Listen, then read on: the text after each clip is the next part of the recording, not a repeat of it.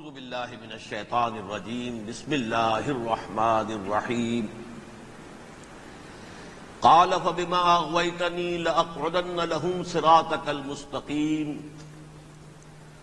ثم لآتینہم من بین ایدیہم ومن خلفہم وعن ایمانہم وعن شمائلہم ولا تجد اکثرہم شاکرین. وقال عز وجل كما ورد في سورة صاد قال فبعزتك لأغوينهم أجمعين إلا عبادك منهم المخلصين. وقال عز وجل كما ورد في سورة المائدة وقالت اليهود والنصارى نحن أبناء الله وأحباؤه. وقال جل وعلا كما ورد في سورة آل عمران وقالوا ليس علينا في الأميين سبيل. وقال عز وجل كما ورد في سورة الصف يريدون ليطفئوا نور الله بأفواههم والله متم نوره ولو كره الكافرون. هو الذي أرسل رسوله بالهدى ودين الحق ليظهره على الدين كله وَلَوْ كَرِهَ الْمُشْرِكُونَ. صدق اللہ العظیم. رب اشرح لي صدری ويسر لي امری واحلل عقدۃ من لسانی یفقهوا قولی. اللهم ربنا الہمنا رشدنا واعذنا من شرور انفسنا. اللهم ارنا الحق حقا وارزقنا اتباعه وارنا الباطل باطلا وارزقنا اجتنابه. اللهم وفقنا لما تحب وترضى وتقبل منا فإنك خير المتقبلين. آمین یا رب العالمین. معزز حاضرین اور محترم خواتین، السلام علیکم ورحمۃ اللہ وبرکاتہ. ہماری آج کی اس نشست کے لیے خاصا نمایاں اشتہار اخبار میں شائع ہوا، لہذا میں سمجھتا ہوں کہ آپ سب حضرات کے علم میں ہے کہ میرا آج کا موضوع کیا ہے. موجودہ جو انتہائی تشویشناک عالمی صورتحال ہے، اس کا پس منظر کیا ہے، اس کے پیچھے کون سے عوامل کار فرما ہیں، اور نوع انسانی کے اصل اور مستقل دشمن کون ہے. گویا کہ وہ جو ایک مصرع ہے کہ کون سیاہی گھول رہا ہے وقت کے بہتے دریا میں، امن عالم جو ہے ہو سکتا ہے تہو بالا ہو جائے. کہا جا رہا ہے شاید تیسری عالمگیر جنگ شروع ہو جائے گی. بش صاحب کہتے ہیں 10 سالہ جنگ ہوگی. بظاہر تو معاملہ چھوٹا سا نظر آتا ہے، ایک آدمی اسامہ، دھان پان سا آدمی، کچھ بھی نہیں. پھر یہ افغانستان، اگر آپ ویسے دیکھیں دنیاوی اعتبارات سے، مادی اعتبارات سے، اس کی کیا حیثیت ہے امریکہ جیسی سپریم پاور کے سامنے. لیکن کتنا اہتمام ہو رہا ہے، مشرق و مغرب کے وسائل و ذرائع جمع کیے جا رہے ہیں. ادھر میڈیٹرینین میں، ادھر بحر ہند میں، دور تک نیگو گارسیا تک اپنے سارے اڈے جو ہے تیار کر دیے گئے ہیں. بڑے مہیب قسم کے ایئر کرافٹ کیریئرز جو ہیں پہنچ گئے ہیں.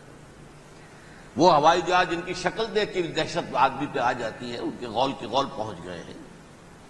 یہ سب کچھ کیا ہے، کیا ہونے والا ہے، اس کے حوالے سے میں آج آپ کے سامنے اس وقت کا عالم کیا ہے، اس کا پس منظر کیا ہے، پیش منظر کیا ہے، کیا ہونے جا رہا ہے، کیا کچھ ہونے والا ہے، اور پیچھے کون اصل کیریکٹرز ہیں کہ جو کار فرما ہے، میں اس کا آج جائزہ پیش کرنے چلا ہوں. دیکھیں، سب سے پہلی بات، انسانیت کا اور نوع انسانی کا ازلی اور ابدی دشمن وہ ابلیس لعین ہے.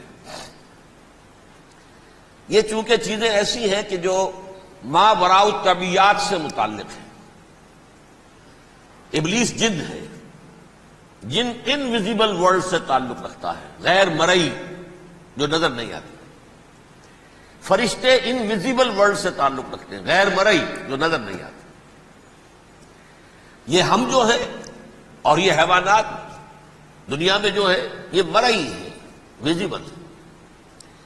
آج کا عام ذہن جو انسان کا بن چکا ہے، سائنٹزم جسے کہا جاتا ہے، سائنسی نقطہ نظر، اس کا عام لوگوں پر بھی اثر یہ ہوا ہے کہ جو انویزیبل ورلڈ ہے اس کی باتوں کی طرف توجہ نہیں کرتے. ہاں عقیدہ تو ہے کہ ہے، جن بھی ہے، فرشتے بھی ہیں، لیکن کوئی ان کی اہمیت ہماری نگاہوں میں نہیں ہے. ساری نگاہیں مرکوز ہے visible world, physical world. Meta physics کا تو مضمون بھی اب سمجھ رہے ہیں کہ ختم کر دینا چاہیے. یونیورسٹیز سے فلسفے کے ڈپارٹمنٹس ختم ہو رہے ہیں. کیا ضرورت ہے اس کی؟ اصل شے یہ دنیا ہے، یہ عالم ہے، یہ کائنات ہے، یہ مادہ ہے، یہ حیات انسانی، حیات دنیاوی ہے. اس پر میرا جو مارکت الارا مضمون تھا 1967 کے جون میں جو چھپا تھا، اسلام کی نشت ثانیہ کرنے کا اصل کام، کہ جو عہد حاضر کی جو تہذیب ہے اس کے 3 بنیادی اصول کیا ہیں. خدا ہے یا نہیں ہے چھوڑو، اس بحث میں نہ پڑو. کائنات تو ہے نا، مادہ تو ہے نا، روح کوئی شے ہے یا نہیں ہے کیا پتا، کسی نے دیکھی نہیں آج تک. لہذا اس کے بارے میں گفتگو کا فائدہ کیا، وقت کا سیاح. عالم آخرہ کوئی ہے یا نہیں ہے کیا پتا، کس نے آ کے بتایا مرنے کے بعد. لہذا اس بحث میں نہ پڑھو، یہ عالم دنیا تو ہے نا، اٹس ویری مچ پریزنٹ. لہذا ساری توجہ اس پر صرف کرو.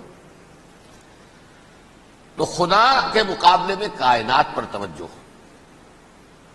روح کے مقابلے میں مادے اور جسم پر توجہ، حیات اخروی کے مقابلے میں حیات دنیاوی پر توجہ. یہ ہے اصل میں کرکس آف دی میٹر.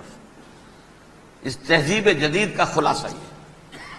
اس اعتبار سے میں کہہ رہا ہوں کہ بعض باتیں میری آپ کو ذرا ایسی لگیں گی کہ جو شاید ماحول سے کچھ زیادہ متعلق نہیں، لیکن وہ دین کی بڑی بنیادی بات ہے.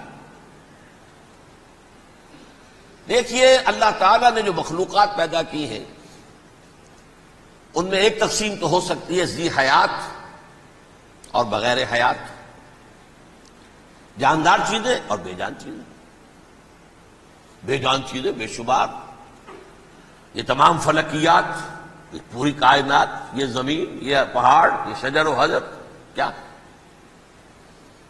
لیکن ایک ہے جاندار. ان جانداروں میں ایک تقسیم ہے. 2 کا تعلق غیر مرئی دنیا سے ہے، انویزیبل ورلڈ سے. فرشتے جو دکھائی نہیں دیتے، ان کی پیدائش ہوئی ہے نور سے. دوسرے جنات جو انسانوں سے پہلے پیدا کیے گئے، آدم سے پہلے. وَالْجَانَّ خَلَقْنَاهُ مِن قَبْلُ مِن نَارِ السَّمُومِ. جنات کو تو ہم بہت پہلے پیدا کر چکے تھے آگ کی لو سے، وہ بھی نظر نہیں آتے. تیسرے انسان اور اس دنیا میں جتنے بھی حیوانات ہیں،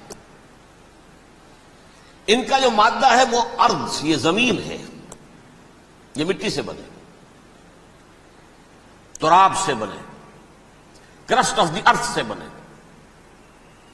اب ان میں ایک تقسیم ہے. ایک وہ ہے، ان تمام میں شعور تو ہے، حیوانات میں بھی شعور ہے، خود شعوری جسے کہتے ہیں سیلف کانشسنس. یہ صرف 3 میں ہے، فرشتہ، جن اور انسان. حیوانات میں خود شعوری نہیں ہے، کانشسنس ہے، سیلف کانشسنس نہیں ہے. تھوڑی سی بات سے سمجھا دوں آپ کو. میں دیکھ رہا ہوں، آپ مجھے دیکھ رہے ہیں. کتا بھی کوئی یہاں ہوتا تو مجھے دیکھ رہا ہوتا، لیکن کتے کو مجھے دیکھتے ہوئے یہ احساس نہیں ہوتا کہ میں دیکھ رہا ہوں. یعنی کتے کو یہ احساس نہیں ہوتا کہ وہ دیکھ رہا ہے، مجھے دیکھ تو رہا ہے، اس کو میں کا احساس نہیں ہے کچھ. میں جب دیکھ رہا ہوں تو میں سمجھتا ہوں میں دیکھ رہا ہوں، میں ہوں کوئی شے جو دیکھ رہا ہوں. یہ خود شعوری ہے، سیلف کانشسنس. کسی بھی کام کو کرتے ہوئے اپنے وجود کا احساس، میرا فیصلہ ہے، میری رائے ہے. یہ ہے در حقیقت سیلف کانشسنس، انا، سیلف، خودی. یہ حیوانات میں نہیں ہے، یہ ہے صرف ملائکہ، جنات اور انسان. اب یہاں مسئلہ پڑ گیا، بڑا پرپیچ مسئلہ. اللہ تعالیٰ نے پہلے حضرت ملائکہ کو پیدا کیا اور انسانی ارواح کو پیدا کیا نور سے. پھر نار سے پیدا کیا، نار سے، آگ سے جنات کو. پھر مٹی سے بنایا، آدم کا حی اللہ، اس میں روح پھونک دی، اب آدم بن گئے. اعلان یہ کر دیا کہ خلافت ارضی جو ہے وہ آدم کو عطا کی جا رہی. یہ پیچ پڑ گیا. اس پر تھوڑا سا اشکال تو فرشتوں کو بھی ہوا. قرآن میں ہے سورہ بقرہ کے 4 رکوع میں، اتجعل فیہا من یفسد فیہا ویسفک الدماء ونحن نسبح بحمدک ونقدس لک۔ پروردگار اس آدم کو تو خلافت دے رہا ہے، زمین کے اندر اختیار دے دے گا، یہ تو فساد کرے گا، کوریزی کرے گا، ہم تیری تسبیح و تحمید میں لگے ہوئے ہیں، جو بھی حکم ہو ارشاد ہو ہم بجا لاتے ہیں، تو ضرورت کیا ہے؟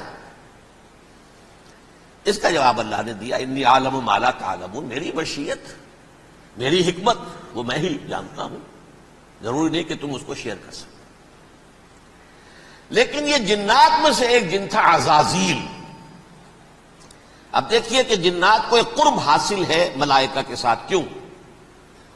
وہ نور سے پیدا کیے گئے، یہ نار سے پیدا کیے، کتنا قرب ہے دونوں میں۔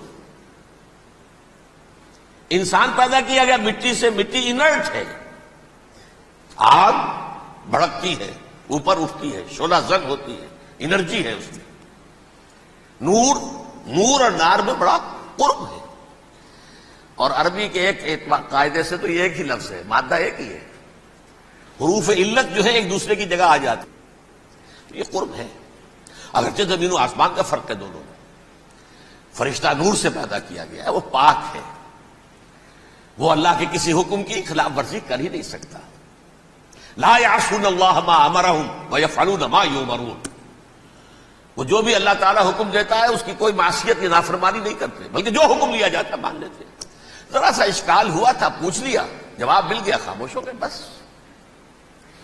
لیکن عزازیل نامی ایک جن تھا، جو ایک تو جن ہونے کی نسبت سے فرشتوں سے کچھ نہ کچھ مماثلت تھی، قرب تھا، دوسرے یہ علم میں، زہد میں، عبادت میں اتنا اونچا تھا، اتنا اونچا تھا، اتنا اونچا تھا کہ یہ ملائکہ ہی کے صف میں شامل ہو گیا۔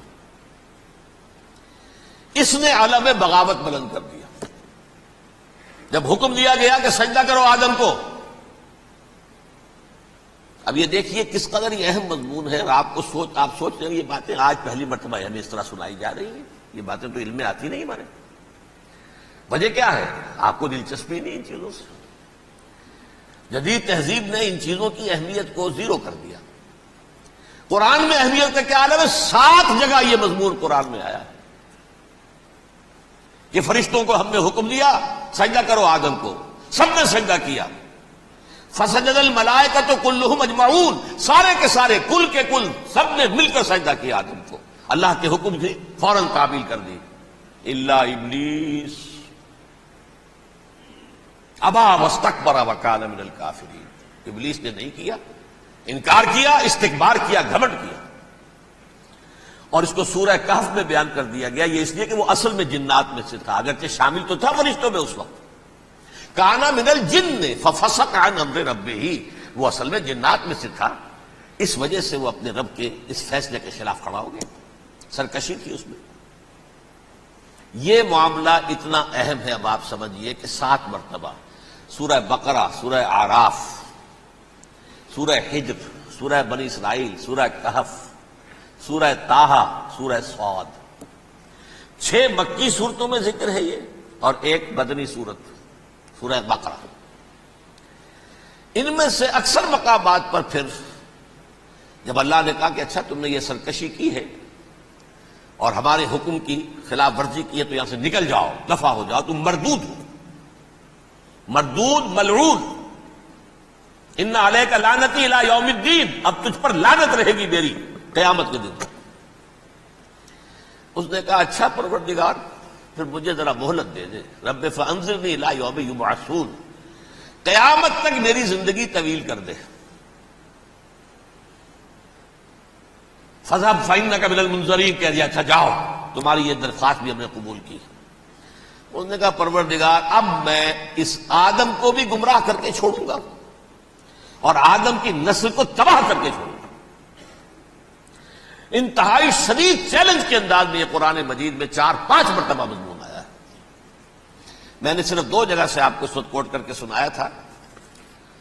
سورہ اعراف میں اللہ تعالیٰ فرماتے ہیں قالا، اس پر ابلیس نے کہا فبما اغویتنی، تو اے رب جو تو نے مجھے گمراہ کیا ہے، مجھے ذلیل کر دیا، مجھ پر فوقیت دے دی، اس کو انا خیر منہ، میں اس سے بہتر ہوں، خلقتنی من نار و خلقتہ من طین، بنایا تو نے مجھے آگ سے اور اس کو بنایا مٹی سے، پھر مجھ سے